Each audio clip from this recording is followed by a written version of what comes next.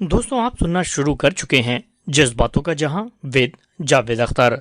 और आज मैं एक बार फिर से नई कहानी के साथ आपके सामने हूं, जो है मशहूर जेम्स हेडली चेज की मौत का सफर। तो आइए जल्दी से इस कहानी को शुरू करते हैं, और अभी तक चैनल को सब्सक्राइब नहीं किया है तो उसको जल्दी से कर लीजिए ताकि ये कहानी आपको टाइम पर मिल पाए। मौत का सफर। सूरज की तेज रोशनी फेनर के बिस्तर पर पड़ रही थी। सुबह के 8 बज रहे थे। उसने कराहते हुए आंखें खोल दी। वो अभी थकान महसूस कर रहा था। उसके सिर में हल्का हल्का दर्द हो रहा था। उसने अपनी आंखें फिर मूंद ली। वह सोने ही वाला था कि कदमों की आहट ने उसे फिर से जगा दिया। उसने आंखें खोली तो ग्लोरी उसके सामने खड़ी थी। उसने आधी खुली आंखों से उसकी तरफ देखा। वो बहुत ही सुंदर दिखाई दे रही थी। जब तुम सो रहे थे तो बहुत ही सुंदर दिखाई दे रहे थे, बिल्कुल मासूम बच्चे जैसे, ग्लोरी ने कहा। क्या ये अनोखी बात नहीं है? फेनर उठकर बैठ गया। उसने अपनी उंगली बालों में घुमाई। वो कुछ परेशान सा दिखाई देने लगा। अगर तुम नाराज ना हो तो अपने कमरे में चली जाओ। जब मैं तुमसे मिलना चाहूंगा तुम्हें बता दूंगा। अपने बेडरूम में मैं किसी औरत का होना ठीक नहीं समझता। ये मेरे उसूलों की बात है। मैं पुराने ख्यालातों का आदमी हूँ। फिनर ने बहुत ही कंट्रोल करते हुए कहा। तुम सचमुच बहुत अच्छे हो, ग्लोरी मुस्कुराकर बोली। फिनर के सिर में जोर से दर्द हो रहा था। उसने गुर्राकर कहा, जाओ अपने कमरे में जाओ। ग्लोरी ने अपनी बाहें फैलाई। उसकी आकर्षक नीली आंखें चमक उठी। क्या तुम मुझे नहीं चाहते? क्या तुम मुझे सुंदर नहीं समझते? फिनर ने नाराजगी से कहा, जाओ अपने कमरे में जाओ। ग्लोरी उसके बिस्तर की तरफ बढ़ने लगी। फेनर के पायजामे में वो जोकर दिखाई दे रही थी। तुम इस वक्त बिल्ली जैसी लग रही हो। तुम उस कमरे में जाकर अपने कपड़े क्यों नहीं पहन लेती? जाओ कपड़े बदल आओ। हम नाश्ता करेंगे और बातें भी करेंगे। ग्लोरी मुस्कुराई और फिर नाचने लगी। फेनर सोचने लगा, ये सुंदर तो है लेकिन कैरेक्टरलेस है। कहो कि तुम मुझे चाहते हो, ग्लोरी ने हंसते हुए कहा। फेनर उठकर खड़ा हो गया और बड़ी नरमी से बोला, तुम अपने कमरे में जाओ। इस वक्त मैं अपने पास किसी को नहीं चाहता। क्या तुम सचमुच कह रहे हो? उसकी आंखों में शक उभर आया। जैसे चांद पर कुछ पल के लिए बादल छा जाते हैं। वो उसके बिस्तर पर उसे सट कर बैठ गई। फेनर ने उसे तसल्ली देते हुए कहा, अपने आप को संभालो ग्लोरी। तुम अपने कमरे में जाओ। मैं तुमसे फिर बात करूंगा। ग्लोरी उठी और कमरे का दरवाजा खुला छोड़कर बाहर निकल गई। फेनर बिस्तर से उठा और दरवाजा ठोकर मारकर बंद कर दिया। वो कपड़े पहनते हुए सोचने लगा, आज का दिन कैसी मनहूसियत से शुरू हुआ है। तभी वेटर कॉफी ले आया। फेनर ने 2 प्यालों में कॉफी उड़ेली और प्याले उठाकर ग्लोरी के कमरे में आ गया। ग्लोरी कपड़े पहन रही थी। उसकी काली पोशाक सूरज की तेज रोशनी में चमक रही थी। वो खिड़की के पास साइड की तरफ मुंह किए खड़ी थी। फेनर ने अंदर पहुंचकर दरवाजा धीरे से बंद कर दिया। अब तुम्हारा क्या प्रोग्राम है? फेनर ने पूछा। ग्लोरी मोड़ी और देखकर मुस्कुराने लगी। उसकी बड़ी बड़ी आंखों में खूबसूरती के साथ साथ अपनेपन की भी झलक दिखाई दे रही थी। उसने धीरे से कहा, मैं क्या कर सकती हूँ? तुमको समझना बहुत कठिन है। मेरा ख्याल है कि मेरे पास तुम्हारे लिए ढेरों दुख हैं, लेकिन लग रहा है कि मैं गलत था। वो मुड़ी। उसकी पीठ खिड़की की तरफ हो गई। उसने मुस्कुराते हुए कहा, और मैं समझ रही थी कि तुम अमेजिंग हो। फेनर की आंखें उसके पीछे सड़क पर लगी थी। एक काली छाया नीचे सड़क पर खड़ी थी। उसकी नज़र कार पर पड़ी। वो इतना ही देख पाया था कि एक आदमी की बाह कार की खिड़की से निकली और कमरे की खिड़की की तरफ उठ गई। सूरज की तेज रोशनी में हाथ में एक रिवॉल्वर चमक उठी। सब कुछ साफ हो चुका था। उसने ग्लोरी का हाथ पकड़कर अपनी तरफ खींचा। फिर भी 1 सेकंड की देर हो गई। धर्र की एक आवाज के साथ ही ग्लोरी की चीख गूंज उठी। वो घुटनों के बल झुकी और फेनर के सहारा देने से पहले ही फर्श पर गिर पड़ी। सब कुछ इतना जल्दी हुआ कि सड़क पर आने जाने वाले लोगों को कोई भी शक नहीं हो पाया कि हुआ क्या है। फेनर लपक कर खिड़की पर पहुंच गया। उसने देखा कि वो काली छाया सड़क के किनारे की तरफ जाकर नजरों से ओझल हो गई। उसने धीरे से झुककर देखा। ग्लोरी के दाएं हाथ की कोहनी को छूते हुए गोली निकल गई थी। घाव गहरा नहीं था, लेकिन ग्लोरी का बदन सफेद पड़ गया था। फेनर ने पास पड़ी कुर्सी पर से तौलिया उठाकर उसकी बाह पर डाल दिया। फिर वो बाथरूम में चला गया। उसने पानी लाकर उसकी बाह पर लगा खून साफ किया और फिर घाव पर कसकर पट्टी बांध दी। ग्लोरी की आंखें डर से फैल गई थी। उसने कांपती हुई आवाज में कहा, बहुत दर्द हो रहा है। क्या मैं बुरी तरह घायल हो गई हूँ? नहीं, मामूली सा जख्म है। तुम चिंता मत करो, मैं सब कुछ ठीक कर दूंगा। मुझे इस बात की बहुत खुशी है कि मैं तुम्हारे साथ थी, ग्लोरी ने कहा। मुझे लगता है कि मैं मर जाऊंगी। वो बहुत अच्छा निशानेबाज था। उसने छिपकर गोली चलाई थी। तुम कुछ ही दिनों में ठीक हो जाओगी। चलो, मैं तुम्हें तुम्हारे घर छोड़ाऊं। कहाँ रहती हो? ग्लोरी का मुंह एकदम सूख गया। उसने सिसकी भरकर कहा, मेरा कोई घर नहीं है। थिलर के साथ रहने पर मजबूर होने से पहले तुम कहाँ रहती थी? ग्लोरी ने नाराजगी से फिनर की तरफ देखते हुए कहा, मुझे थिलर के साथ रहने पर किसी ने मजबूर नहीं किया था। तुम तो घायल शेरनी की तरह हो, बात बात पर भड़क उठती हो। तुम्ही ने तो बताया था कि तुम थिलर के साथ न्यूयॉर्क गई थी और अब कह रही हो कि तुम थिलर के साथ रहने के लिए मजबूर नहीं थी। अपनी बात साफ करो। अब मुझे भरोसा हो गया है कि तुम जासूस हो, ग्लोरी झुंझलाकर बोली। सुनो ग्लोरी, तुम यहाँ सारे दिन नहीं रह सकती। मुझे तुम्हें कहीं ना कहीं भेजना पड़ेगा। या तो तुम मुझे अपने रहने का ठिकाना बता दो, वरना मैं एम्बुलेंस मंगाकर तुम्हें अस्पताल पहुंचा दूंगा। मैं यहीं रहना चाहती हूँ, फेनर ने मुस्कुराकर कहा। मैं तुम्हारा नौकर नहीं हूँ जो तुम्हारी देखभाल करता रहूंगा। मुझे और भी बहुत काम है। मैं अपने आप को यहाँ सेफ समझती हूँ। फेनर कुछ देर सोचता रहा, फिर ग्लोरी को उठाकर एक कुर्सी पर डाल दिया। ग्लोरी गुस्से से होंठ काटने लगी। उसने चाकू उठाकर अपने कपड़े फाड़ने शुरू कर दिए। ये क्या करती हो ग्लोरी?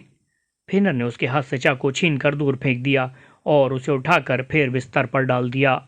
उसके सुर्ख सुनहरे बाल तकिए पर बिखर गए। वो लेटी लेटी फेनर को देखने लगी। अचानक वो बहुत ज्यादा सुंदर दिखाई देने लगी।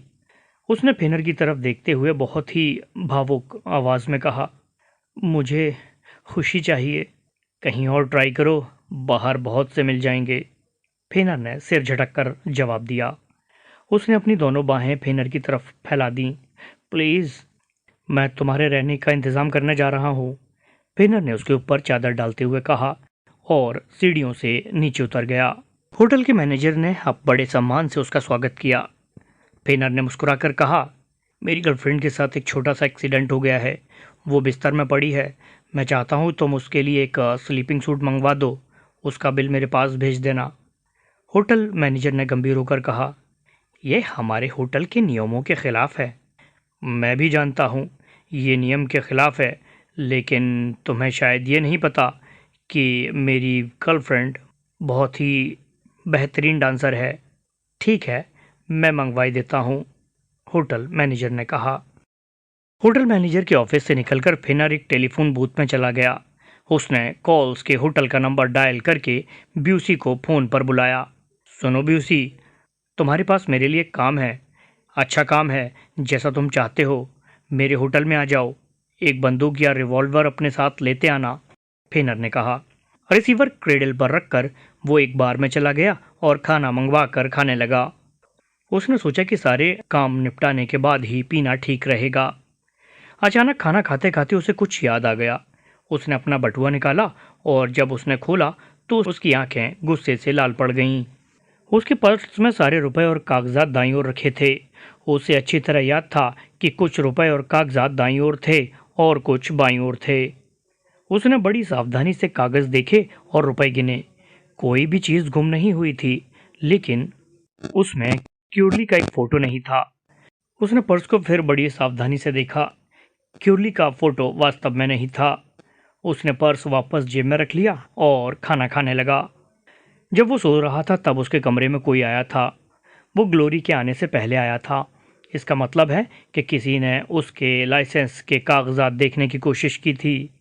उसने एक सिगरेट सुलगाई और ब्यूसी का इंतज़ार करने लगा। उसने अंदाज़ा लगाया कि ग्लोरी से अब और ज़्यादा पूछताछ करना वक्त बर्बाद करना है। वो नाटक कर रही है और ये नाटक ही उसका अंत कर देगा। ब्यूसी होटल में आया और उसकी आंखें इस तरह दिखाई दे रही थी जैसे कोई कुत्ता अपने चारों तरफ बिखरी हड्डियों को देख रहा हो। उसने शानदार सूट पहन रखा था। सिर पर चमकदार हेड था। एक लाल फूल कोट के होल में लगा हुआ था। उसे देखकर फिनर को बड़ा ताज्जुब हुआ। सामने रखी बोतलों को देखकर व्यूसी मुस्कुराने लगा। फिनर ने उसके लिए बियर की एक बड़ी बोतल मंगाई और उसे लेकर दूसरे कोने में चला गया। फिनर ने पूछा, व्यूसी, मेरा काम करने पर तुम किस तरह राजी होगे? व्यूसी ने अपनी नशीली आंखें ऊपर उठाई। मैं नहीं बता सकता। मेरे पास एक छोटा सा काम है। काम तुम्हें ज़रूर पसंद आएगा। कॉल्स को छोड़ो, मैं तुम्हें ज़्यादा पैसे दूंगा। क्या तुम अब कॉल्स के लिए काम नहीं करोगे? व्यूसी ने पूछा। मुझे ये खेल पसंद नहीं है, ये क्राइम है। लेकिन कॉल्स इसे पसंद नहीं करेगा। मुझे कॉल्स की ज़रा भी परवाह नहीं है। जब मैं किसी काम को नहीं करना चाहता तो नहीं करता। मुझे 50 व्यूक्स किस तरह मिलेंगे? बहुत ही आसान काम है, न कोई मेहनत न परेशानी। तुम्हें नैन्सी डब्ल्यू की उस जेनी की याद है? व्यूसी ने होठों पर उंगली रखकर कहा। भला उसे कैसे भूल सकता हूँ, कितनी सुंदर थी वो। वो मेरे बिस्तर में है। व्यूसी ने बियर का एक लंबा घूंट भरा। उसका गोल मुंह ताज्जुब से अजीब सा दिखाई देने लगा। तुम्हारे बिस्तर में? हाँ। व्यूसी ने बियर का एक लंबा घूंट भरा। उसका गोल मुंह हैरानी से अजीब सा दिखाई देने लगा। तुम्हारे बिस्तर में?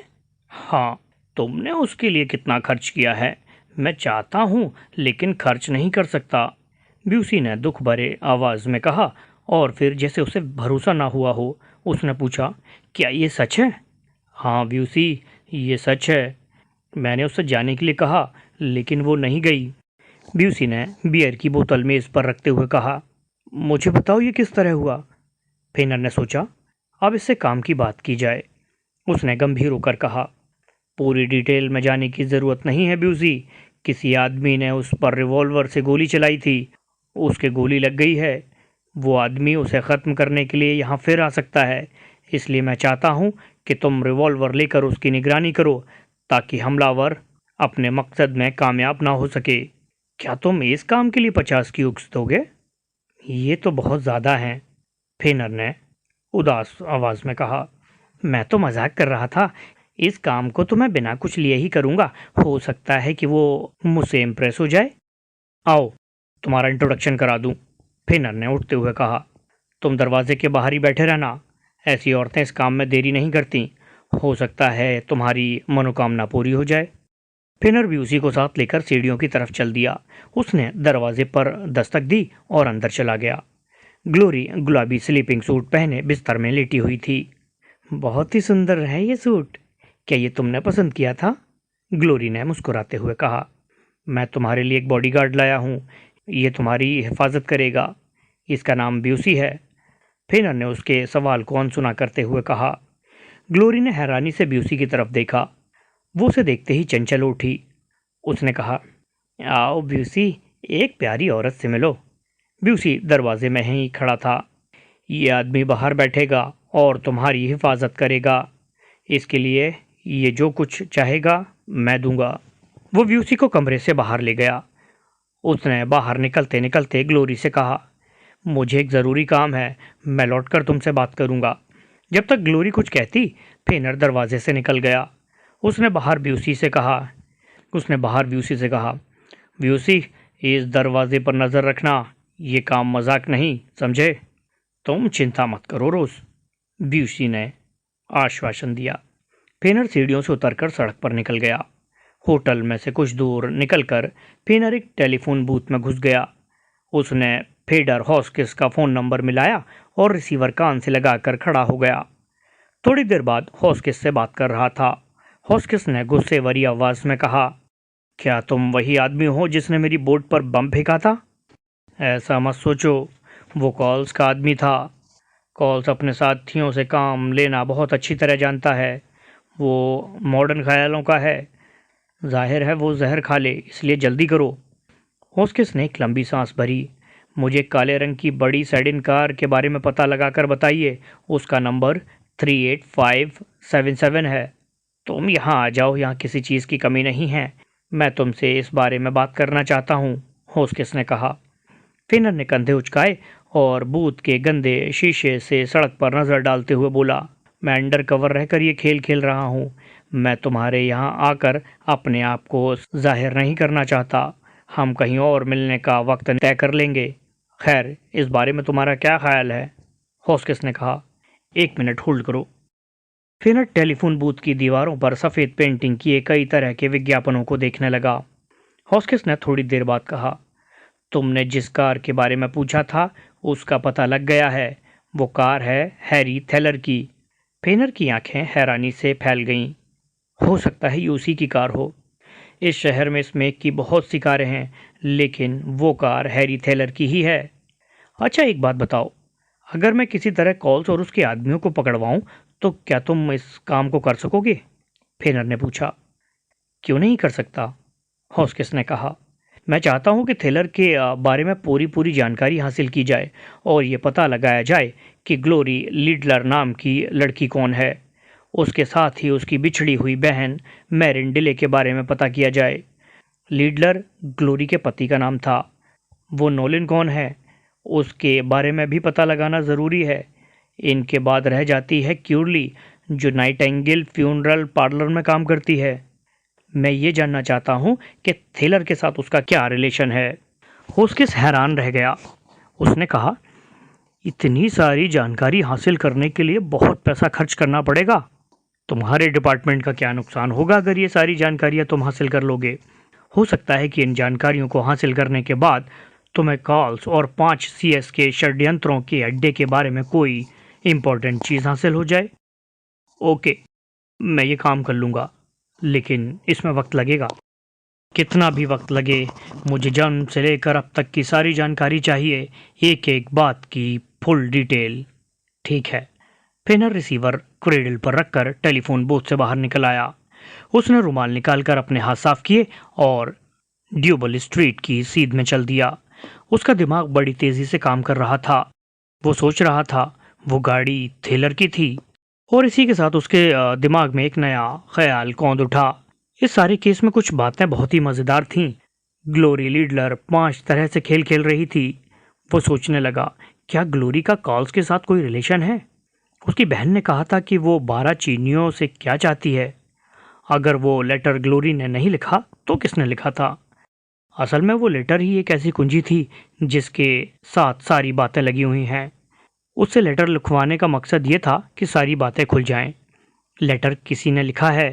अभी तक इसके साथ 2 ही औरतें जुड़ी हैं, एक ग्लोरी और दूसरी क्यूरली। लेटर की लिखावट ग्लोरी की नहीं है। क्या वो लेटर क्यूरली ने लिखा है? अचानक उसका ये ख्याल बदल गया। वो सोचने लगा, कहीं ये लेटर खुद मेरिन ने ही तो नहीं लिखा? तभी एक मोटा सा आदमी तेजी से आया और उसका एक चक्कर लगाकर चला गया। फेनर कुछ देर बाद पैदल ही नाइटेंगेल के यहाँ पहुंच गया। चरमराहट की आवाज़ के साथ जैसे ही फेनर ने दरवाज़ा खोला, उसे सामने कॉल्स खड़ा दिखाई दिया। उसके सफ़ेद चेहरे पर उसकी आंखें शीशे के जड़े टुकड़ों की तरह दिखाई दे रही थीं। फेनर ने कहा, क्या कोई ताबूत पसंद किया? क्या तुम्हें कोई चीज़ चाहिए? कॉल्स ने पूछा। मुझे नाइटेंगेल से कुछ बात करनी है, बहुत अच्छा आदमी है, कहा और अंदर जाने लगा। कॉल्स काउंटर की दूसरी तरफ खड़ा था। वातावरण बहुत ही घबराहट भरा हुआ था। उसने फेनर को घूरते हुए कहा, मिलर ने बताया था कि तुमने मोटरबोट में उसकी नाक में चोट मारी थी। मुझे अपने आदमियों का ये आपस में झगड़ा बिल्कुल पसंद नहीं है।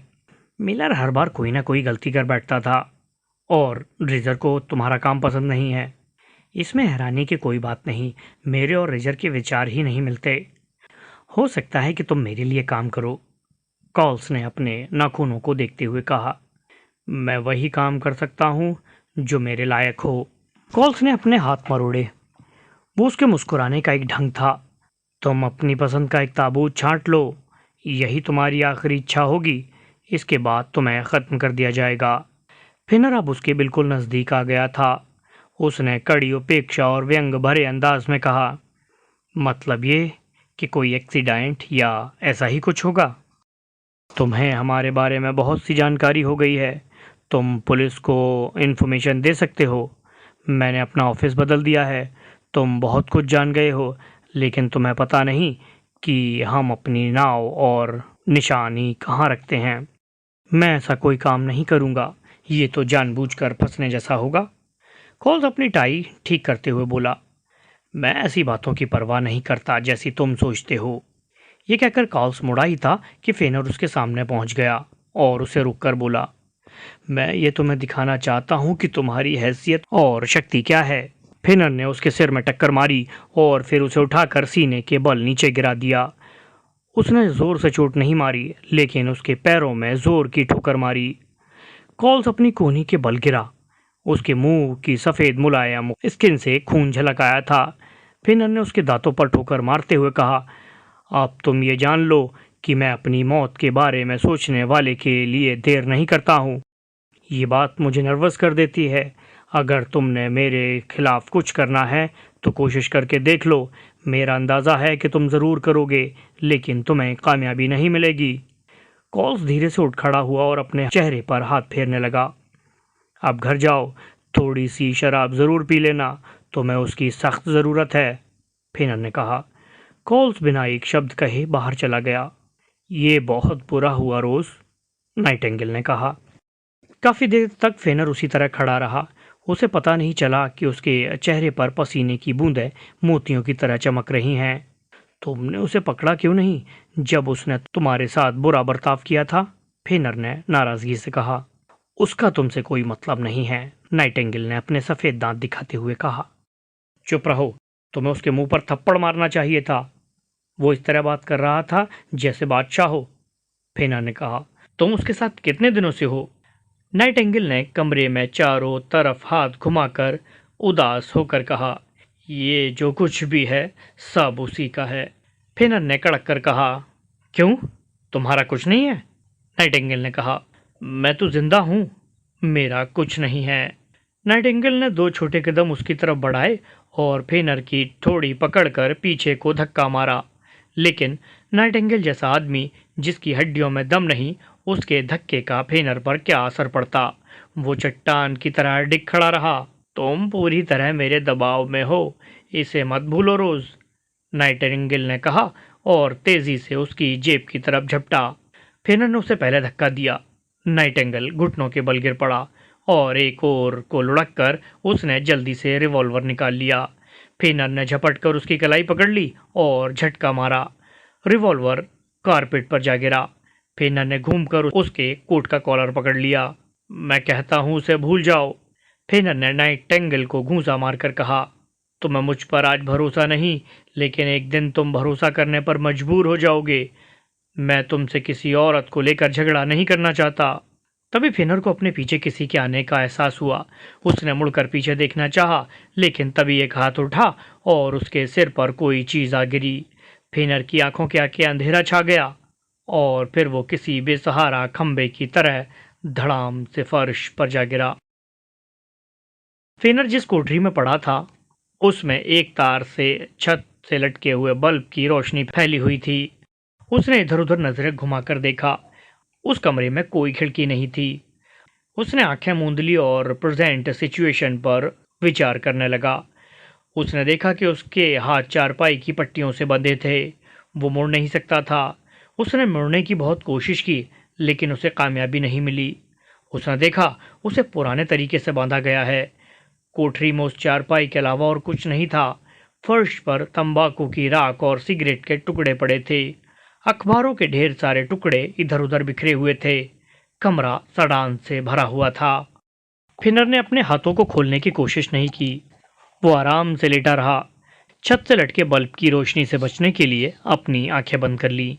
तभी कहीं पास से ही आती हुई फुसफुसाहट की आवाज़ उसके कानों से टकराई, लेकिन वो जान नहीं पाया कि आवाज़ किधर से आ रही है। उसने सोचा कि इस वक्त सोना ही उसके लिए अच्छा है। थोड़ी देर वो आंखें मूंदे पड़ा रहा, फिर गहरी नींद आ गई। वो न जाने कब तक सोता रहा और जब उसकी आंख खुली तो वो पहले की अपेक्षा अब अपने आप को ज़्यादा बेहतर महसूस कर रहा था। सिर्फ सिर में हल्का हल्का सा दर्द ज़रूर हो रहा था।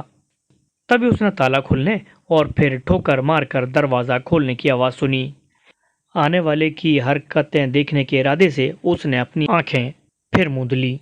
उसके पास कोई आया और बल्ब और उसके बीच आ खड़ा हुआ। कुछ देर तक कोठरी में सन्नाटा छाया रहा। फिर रोशनी उसकी आंखों पर पड़ने लगी। कोई दरवाजे की तरफ जाता मालूम हुआ। फेनर ने जल्दी से अपनी आंखें खोल दी और दरवाजे की तरफ देखने लगा। छोटी सी टांगों वाला एक आदमी दरवाजे से बाहर जा रहा था। उसके तेल लगे चिकने काले बालों और काली चमड़ी से यह मालूम होता था कि वो कवना था। उसने दरवाजे से बाहर निकलकर फिर ताला लगा लिया। फेनर ने जोर लगाकर अपने हाथों को खोलने की कोशिश की। कई झटके दिए लेकिन हाथ नहीं खुले। उसके हाथों को खूब कसकर बांधा गया था। उसने दांतों को भींचकर और पूरा जोर लगाकर हाथों को खींचा। अचानक बत्ती बुझ गई और कमरे में अंधेरा छा गया। फेनर का पूरा बदन पसीने से तर हो गया था। उसने एक बार फिर कोशिश की। उसका दायां हाथ पसीने से भीगा होने की वजह से फिसलकर बाहर निकल आया, लेकिन बायां हाथ बंधा ही रहा। वो अपनी उंगलियों से सिर में धीरे धीरे कंघी करने लगा। फिर उसने मुड़कर बाएं हाथ पर बंधी गांठ को देखा। गांठ का सिरा नीचे अंदर की तरफ था। काफी देर कोशिश करने के बाद वो फिर चारपाई पर लेट गया। उसे नाइटिंगेल की आवाज सुनाई दी। वो कॉल से कह रहा था, कॉल्स, वो भाग सकता है, इसकी सख्त निगरानी की जरूरत है। फेनर धीरे से उठकर बिस्तर पर बैठ गया। उसके बाएं हाथ में दर्द था। वो खड़ा हुआ और उसका सिर दर्द करने लगा। उसने चारपाई उठाई और धीरे धीरे दरवाजे की तरफ बढ़ने लगा। दरवाजा बाहर से बंद था। वो फिर चारपाई घसीटते हुए वहीं आ गया और चारपाई बिछाकर उस पर लेट गया। आखिर में बहुत कोशिश करने पर उसे हाथ खोलने में सफलता मिल ही गई। तभी किसी के कदमों की आहट सुनकर वो सावधान हो गया। उसने अपने हाथ उसी तरह फैला लिए और लेट गया। कॉल्स कमरे में आया। रेजर और मिलर दरवाजे के बाहर ही खड़े रहे। कॉल्स आगे बढ़ा और फेनर की चारपाई के पास आ खड़ा हुआ। फेनर ने आंखें खोली और कॉल्स की तरफ देखने लगा। अच्छा, तुम जाग रहे हो? कॉल्स ने पूछा। रेजर ने कोठरी का दरवाजा बंद किया और मिलर के साथ चारपाई के पास आकर खड़ा हो गया। फेनर ने एक एक के चेहरे को देखा और नॉर्मल आवाज में बोला, आप क्या इरादा है? कॉल्स थोड़ा सा आगे बढ़ गया। वो अपने कान खुजा रहा था। उसने कहा, हम एक छोटी सी बात करने जा रहे हैं। उसने फेनर की नाक पर घूंसा मारा। फेनर का एक दांत टूट गया। वो नफरत भरी नजरों से कॉल्स की तरफ देखने लगा, लेकिन वो जानता था कि हाथ में दर्द होने की वजह से वो अकेला 3 आदमियों का मुकाबला नहीं कर सकता। तो तुम प्राइवेट जासूस हो? कॉल्स ने जेब में से फेनर के कागजात निकाले और चारपाई पर फेंक दिए। हमें धोखा देने में तुम कामयाब हो गए थे। फेनर ने कोई जवाब नहीं दिया। कोठरी में सन्नाटा छाया रहा। कॉल्स चारपाई पर आ बैठा। फेनर सोचने लगा कि अब ये नाखूनों में पिन चुभोएगा, या हो सकता है रेजर और मिलर मिलकर उसकी पिटाई करें और उसे मार डालें। वो इंतजार करने लगा। कॉल्स फेनर के ऊपर झुका और उसके मुंह पर जोर से चांटा मारा। उसने चांटा इतनी जोर से मारा था कि उसकी आंखों के आगे अंधेरा छा गया, लेकिन ना तो वो मुड़ा और ना कुछ बोला। तुम यहाँ क्यों आए हो? कॉल्स ने सख्ती से पूछा। तुम किस बात का पता लगाने की कोशिश कर रहे थे? फेनर ने घायल होठों से कहा, मुझसे कुछ पूछने की कोशिश मत करो। भगवान की कसम, अब मैं तुम्हें नहीं छोड़ूंगा। तुम्हारी गर्दन तोड़ दूंगा। बताओ तुम यहाँ क्यों आए हो? जल्दी बताओ, वरना मैं अपना काम शुरू करता हूँ, कॉल्स ने कहा। फेनर खामोशी से उसके चेहरे की तरफ देखता रहा। कॉल्स उठकर खड़ा हो गया। उसने रेजर को आदेश दिया, अपना काम शुरू करो। मिलर जैसे ही चारपाई के पास पहुंचा, फेनर ने उसके सीने में जोर से घुटना मारा। मिलर जमीन पर घुटनों के बल फर्श पर जा गिरा। मिलर अपना सीना दोनों हाथों से पकड़े जमीन पर पड़ा था। कॉल्स तेजी से फेनर की तरफ झपटा। फेनर जल्दी से उठकर खड़ा हो गया और उसने चारपाई उठाकर बीच में अड़ा दी। रेजर चारपाई का पाया पकड़कर जोर से खींचने लगा, लेकिन दूसरी तरफ से फेनर ने चारपाई जोर से पकड़ ली, लेकिन रेजर ने चारपाई उठाकर उलट दी और फेनर उसके नीचे दब गया। कॉल्स ने कहा, रेजर, इसे छोड़ दो। रेजर चारपाई पर से उठ खड़ा हुआ। फेनर ने जल्दी से चारपाई उठाई और उठकर खड़ा हो गया। कॉल्स ने जल्दी से रिवॉल्वर निकाला और फेनर की तरफ निशाना लगाकर कड़कती आवाज में बोला, जहां हो वहीं खड़े रहो, वरना गोली मार दी जाएगी। फेनर ने आगे बढ़कर रेजर को घसीटकर अपने सामने कर लिया। मिलर तेजी से फेनर पर कूद पड़ा और उसे लेकर फर्श पर लुढ़क गया। मिलर का बदन भारी भरकम होने की वजह से फेनर का बायां हाथ उसके नीचे दब गया। मिलर ने डर कर फेनर को ठोकर मार दी। फेनर चारपाई के पीछे जा गिरा। उसकी हालत खराब हो गई थी। वो अपने दाएं हाथ की वजह से कुछ कर नहीं सकता था। तभी रेजर ने उस पर झपट्टा मारा और उछलकर उसे ठोकर मारी। फेनर ने पलटकर उसका पैर पकड़कर उसे घुमा दिया। वो बौखलाता हुआ फर्श पर जा गिरा। उसके साथ ही फेनर भी दूसरी तरफ जा गिरा। मिलर ने बढ़कर एक जोरदार ठोकर फेनर के सिर पर मारी। फेनर को चक्कर आ गया। कॉल्स चारपाई लेकर उसकी तरफ बढ़ा। रेजर भी उसके साथ बढ़ने लगा। फेनर ने जल्दी से चारपाई को धक्का मारा और चारपाई उलट दी। कॉल्स और रेजर चारपाई के नीचे दब गए। लेकिन तभी मिलर फेनर की ओर झपटा और फेनर ने जैसी चारपाई छोड़ी, रेजर और कार्ल्स चारपाई के नीचे से निकलकर खड़े हो गए। कार्ल्स ने स्पेनिश भाषा में कुछ कहा और जलती आंखों से फेनर की तरफ देखने लगा। फेनर कमरे के बीच में आ गया। तभी रेजर बाईं ओर से और मिलर सामने से उस पर एक साथ झपट पड़े। फेनर तेजी से मिलकर मिलर की तरफ झपटा, लेकिन नीचे आ गिरा। रेजर ने उसकी पीठ में जोर से ठोकर मारी। फेनर को लगा कि अब इन दोनों के हाथों से बच निकलना कठिन है। तभी दो कवने वहां पहुंच गए और एक ने दौड़कर उसकी टांग पकड़ ली और दूसरे ने गला पकड़ लिया। ये दोनों बहुत ही ताकतवर थे। तभी कॉल्स की धीमी आवाज सुनाई दी और उसके साथ ही किसी दोस्तों, कहानी अब भी जारी है। जोर से ठोकर मारी। इसका अगला भाग सुनने के लिए चैनल को जरूर सब्सक्राइब करें और बेल आइकन को भी हिट करते चलें ताकि आने वाले एपिसोड की नोटिफिकेशन सबसे पहले आपको मिले। तो मिलते हैं अगले एपिसोड में।